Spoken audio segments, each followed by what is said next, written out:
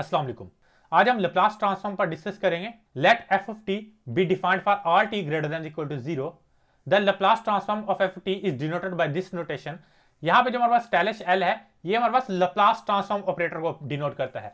आप Laplace transform operator को denote करने के लिए स्टाइलिश एल की नोटेशन यूज कर लो या कैपिटल एल की नोटेशन यूज कर लो, एक ही बात है। आप लैप्लास ट्रांसफॉर्म को डिनोट करने के लिए स्टाइलिश एल की नोटेशन यूज कर सकते हो या कैपिटल एल की नोटेशन यूज कर सकते हो।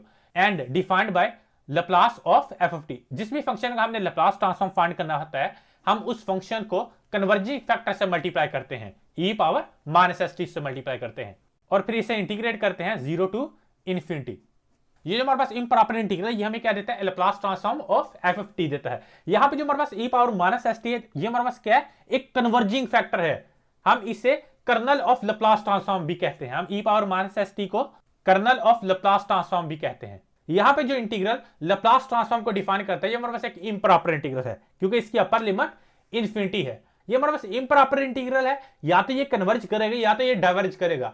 ये इंटीग्रैंड पे डिपेंड करता है कि ये कन्वर्ज करेगा या डाइवर्ज करेगा। When improper integral is convergent, then we say function possesses Laplace transform. अगर हमारे पास इंप्रॉपर इंटीग्रल कन्वर्जेंट नहीं होगा यानी कि डाइवर्जेंट होगा, then F of T does not possesses Laplace transform. यानी कि हमारे पास F of T only possesses Laplace transform अगर हमारे पास इंप्रॉपर इंटीग्रल कन्वर्जेंट हो। अगर ये हमारे पास इंप्रॉपर इंटीग्रल कन्वर्जेंट हो, हम इंटरमीडिएट लेवल से ही ट्रांसफॉर्म ऑपरेटर्स के साथ फैमिलियर हैं। हमारे पास जो ट्रांसफॉर्म ऑपरेटर होता है, वो एक फंक्शन को किसी और फंक्शन के अंदर ट्रांसफॉर्म कर देता है। फॉर एग्जांपल डिफरेंशियल ऑपरेटर, ये हमारे पास एक फंक्शन को किसी और फंक्शन के अंदर ट्रांसफॉर्म कर देता है। जो हमारे पास डिफरेंशियल ऑपरेटर होता है, ये भी हमारे पास एक ट्रांसफॉर्म ऑपरेटर होता है। ये हमारे पास a function of large class को एंड अदर फंक्शन के अंदर ट्रांसफॉर्म कर देता है।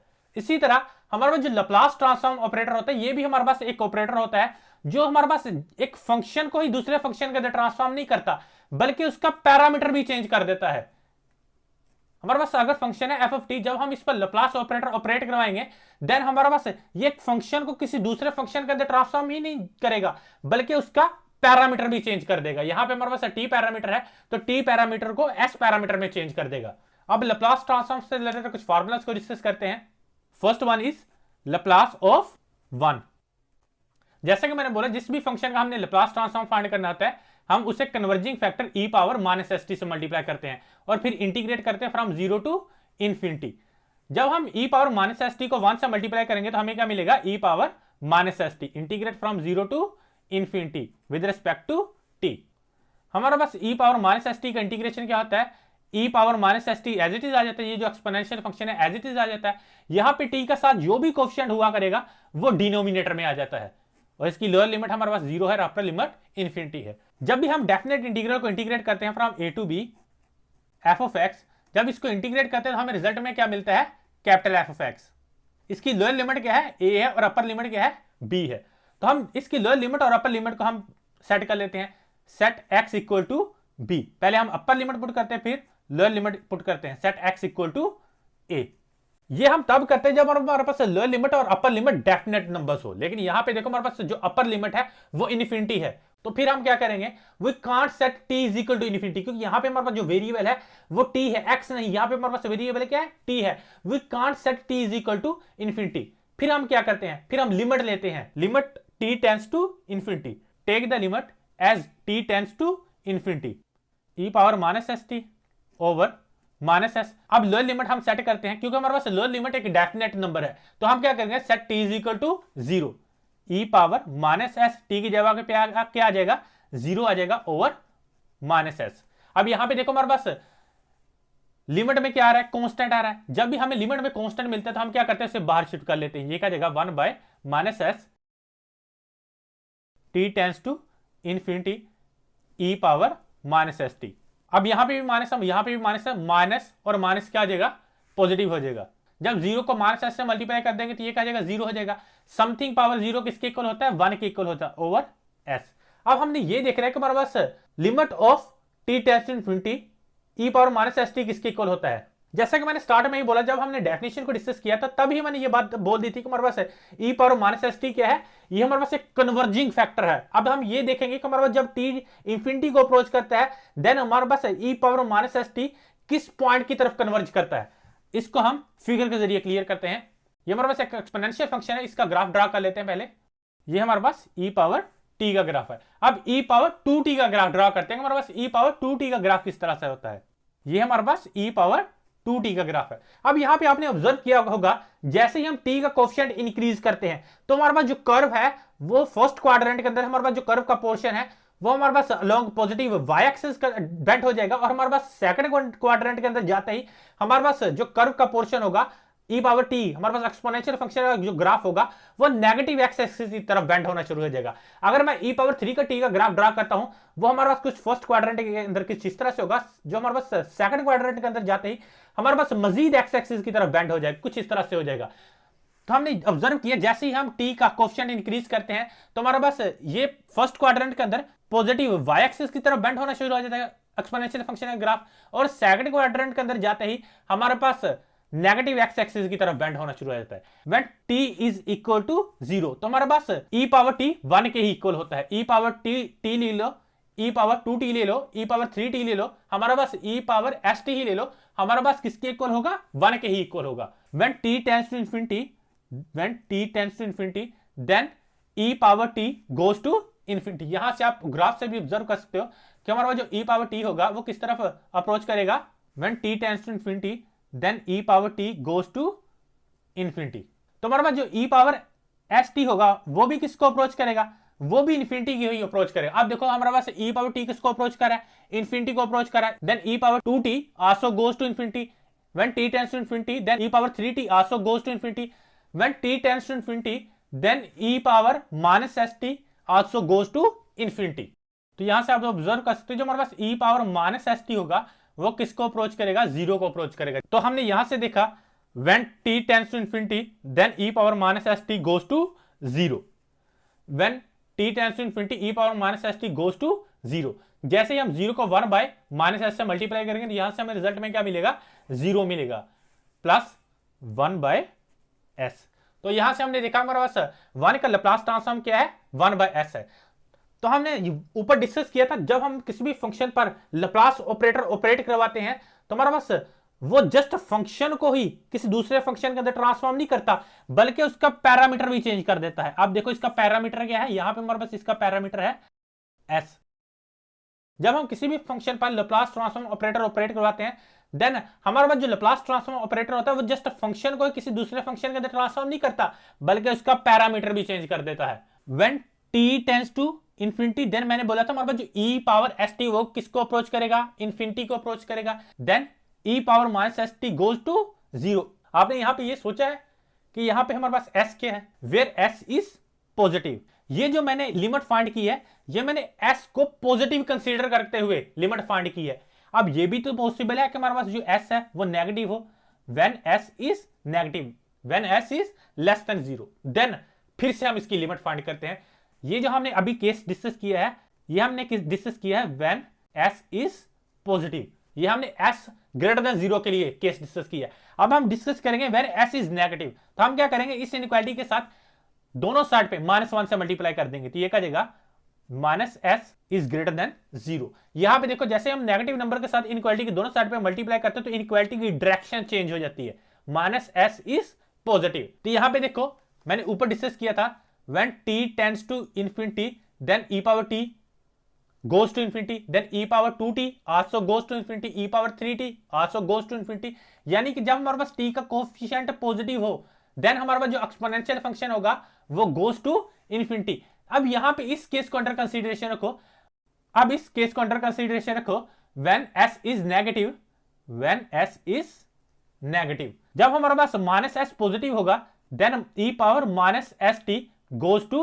अब मुझे बताओ ये किसको अप्रोच करेगा, when t tends to infinity then e power minus st किसको अप्रोच करेगा, ऊपर से देख लो, इस ग्राफ से देख लो। जब हमारे पास t का कोएफिशिएंट पॉजिटिव होगा देन हमारे पास जो एक्सपोनेंशियल फंक्शन है इट गोज टू इंफिनिटी। अब यहां पे देखो हम बात करें कि हमारे पास इस ये जो कोएफिशिएंट है ये हमारे पास क्या है, ये पॉजिटिव है। आप ऊपर देख सकते हो हमारे पास minus s is greater than 0 यानी कि हमारे पास ये क्या है, पॉजिटिव है। When t tends to infinity then this exponential function goes to infinity. यहां पे देखो ये जो हमारे पास केस है ये हमारे पास s ग्रेटर देन 0 के लिए है। When s is positive then e power minus st goes to 0 but when s is negative, when s is negative, इस केस के अंदर हमारे पास जो एक्सपोनेंशियल फंक्शन है e power minus S t goes to infinity, whenever t tends to infinity then e power minus S t goes to infinity. तो यहां से हम इसी पर दोबारा वर्किंग करते हैं, व्हेन s इज नेगेटिव, तो हम s नेगेटिव के लिए वर्किंग करते हैं। तो हमारे पास limit of e power minus S T as t tends to infinity is equal to infinity 1 by minus s, when t tends to infinity then e power minus st goes to infinity for s is less than 0 plus 1 by s plus 1 by s। तो यहां से देखो, जब भी हम किसी भी number को इंफिनिटी के साथ मल्टीप्लाई करते हैं हमें रिजल्ट में क्या मिलता है, इंफिनिटी मिलता है, प्लस जब भी हम किसी भी नंबर में इंफिनिटी को ऐड करते हैं तो हमें रिजल्ट में क्या मिलता है, इंफिनिटी मिलता है। अब यहां पे देखो हमारे पास जो इम्प्रॉपर इंटीग्रल है वो डाइवर्ज कर गया, वो कन्वर्ज नहीं किया। यहां पे इस केस के अंदर व्हेन s इज पॉजिटिव, इस केस के अंदर हमारे पास जो इम्प्रॉपर इंटीग्रल है वो कन्वर्ज कर गया था 1 by s को, लेकिन इस केस के अंदर हमारे पास जो इम्प्रॉपर इंटीग्रल है वो डाइवर्ज कर गया है। देन हमारे पास जो फंक्शन है 1, it does not possesses Laplace transform for s is less than 0, for s is negative. s negative के लिए हमारे पास 1 का लैप्लास ट्रांसफॉर्म नहीं निकलेगा। हमारे पास ये जो लैप्लास ट्रांसफॉर्म निकल रहा है ये हमारे पास फॉर s पॉजिटिव के लिए है। हम आगे भी जो केस डिस्कस करेंगे उनमें पॉजिटिव और नेगेटिव को अंडर कंसीडरेशन आपने जरूर रखना है। जो फंक्शन लैप्लास ट्रांसफॉर्म पोजेस करते हैं वो s ग्रेटर देन 0 के लिए पोजेस करते हैं, s लेस देन 0 के लिए आपने देख लिया कि हमारे पास फंक्शन लैप्लास ट्रांसफॉर्म पोजेस नहीं करता। अब डिस्कस करते हैं व्हेन s इज 0। अभी तक हमने दो केस डिस्कस किए, s is positive, s is negative, when s is 0, when s is 0। तो फिर इसकी जगह पे क्या देगा 0, इसकी जगह पे क्या देगा 0, समथिंग इज ओवर 0 इंफिनिटी, ये भी इंफिनिटी, ये भी infinity, infinity plus infinity, infinity ही होता है। इट मींस हमें अगेन रिजल्ट में क्या मिला, व्हेन s इज 0 देन हमें अगेन लैप्लास क्या मिलेगा, 1 का लैप्लास क्या मिलेगा, इंफिनिटी मिलेगा। यानी कि हमारे पास 1 का जो लैप्लास होगा वो s ग्रेटर देन 0 के लिए होगा, ना ही नेगेटिव के लिए होगा, ना ही 0 के लिए होगा। व्हेन s इज नेगेटिव यानी कि हमारे पास s is less than 0, then हमारे पास जो इंप्रॉपर इंटीग्रल है वो डाइवर्ज करता है। जब हमारे पास इंप्रॉपर इंटीग्रल डाइवर्ज करता है देन उससे function does not possesses Laplace transform. यहां पे when s is 0 then again हमारे पास जो इंप्रॉपर इंटीग्रल होगा वो डाइवर्ज करेगा, वो हमारे पास एक डेफिनेट नंबर नहीं होगा, वो हमारे पास क्या होगा, इंफिनिटी होगा। Then again 1 does not possesses Laplace transform. अगर आपसे कोई पूछे 1 का लैप्लास ट्रांसफॉर्म क्या है तो आपने क्या बोलना है, 1 by s। अब हम लैप्लास ट्रांसफॉर्म फाइंड करेंगे एक्सपोनेंशियल फंक्शन का e पावर at का। जिस भी फंक्शन का हमने लैप्लास ट्रांसफॉर्म फाइंड करना था हम क्या करते हैं, उस फंक्शन को कन्वर्जिंग फैक्टर के साथ मल्टीप्लाई करते हैं, e पावर माइनस st से मल्टीप्लाई करते हैं और फिर इसे इंटीग्रेट कर लेते हैं 0 टू इंफिनिटी। इसे हम क्या करते हैं, इंटीग्रेट करते हैं 0 to infinity with respect to t। तो ये क्या जाएगा, ये हमारे पास हो जाएगा 0 टू इंफिनिटी। जब हमारे पास बेसिस सेम हो तो हम क्या करते हैं, पावर्स को ऐड कर लेते हैं, minus st plus at with respect to t। तो अब यहां से देखो हमें क्या मिल रहा है, कॉमन क्या मिल रहा है, यहां से हमें कॉमन मिल रहा है, t कॉमन मिल रहा है, तो हम t को कॉमन ले लेते हैं। ये क्या जाएगा, माइनस s प्लस a और t। तो यहां से हम माइनस को कॉमन ले लेंगे तो ये क्या जाएगा, improper integral 0 to infinity e power, जैसे ही मैं माइनस को कॉमन ले लूंगा तो ये क्या जाएगा, s minus a t with respect to t। अब इस एक्सपोनेंशियल फंक्शन को इंटीग्रेट करते हैं तो ये क्या जाएगा, e power minus s minus a t over, यहां पे हमारे पास t के साथ जो भी कोएफिशिएंट होता है हम उसे डिनोमिनेटर में लिख देते हैं। तो ये क्या जाएगा, minus into s minus a। Lower limit हमारे पास 0 है, अपर लिमिट हमारे पास क्या है, इंफिनिटी है। We can't set t is equal to infinity, जैसा कि हमने ऊपर डिस्कस किया था हम t को इंफिनिटी सेट नहीं कर सकते, तो फिर हम इसकी जगह पे क्या लेंगे, लिमिट लेंगे, limit t tends to infinity e power minus s minus a t over minus into s minus a minus. अब लोअर लिमिट को हमारे पास डेफिनेट लिमिट है, हमारे पास एक डेफिनेट नंबर है तो हम सेट कर लेते हैं t is equal to 0 over minus s minus a। अब यहां पे भी माइनस है, यहां पे भी माइनस है, तो ये क्या जाएगा, प्लस हो जाएगा, ये हमारे पास प्लस हो जाएगा। अब यहां पे देखो ये हमारे पास क्या है, 0 इंटू समथिंग, जैसे ही मैं 0 किसी भी नंबर के साथ मल्टीप्लाई करूंगा ये क्या जाएगा, 0 हो जाएगा।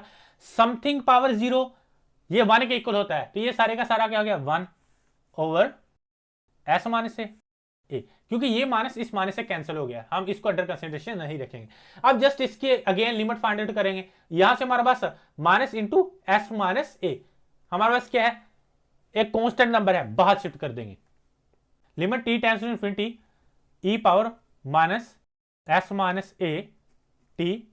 अब इस चीज को अंडर कंसिडरेशन रखो, ये हमारे पास एक्सपोनेंशियल फंक्शन किसको अप्रोच करता है, यहां पे अगेन वही केसेस। अब अगेन देखो हमारे पास 3 केस बने हैं हमारे पास, when S minus A is positive, S minus A is negative, S minus A is 0। जिस तरह से ऊपर हमारे पास केस बने थे, S is positive, S is negative, S is 0, उसी तरह से when S minus A is positive then हमारे पास ई power S minus A T, यानी कि ये हमारे पास क्या है, पॉजिटिव कोएफिशिएंट है। जब हमारे पास टी के साथ पॉजिटिव हमारे पास कोएफिशिएंट होता है, देन हमारे पास ये जो एक्सपोनेंशियल फंक्शन है ये इन्फिनिटी को अप्रोच करता है। देन हमारे पास ये जो एक्सपोनेंशियल फंक्शन है, this exponential function goes to infinity whenever t tends to infinity. Then हमारे पास ई power minus S minus a power t tends to 0 when t tends to infinity, then this limit goes to 0।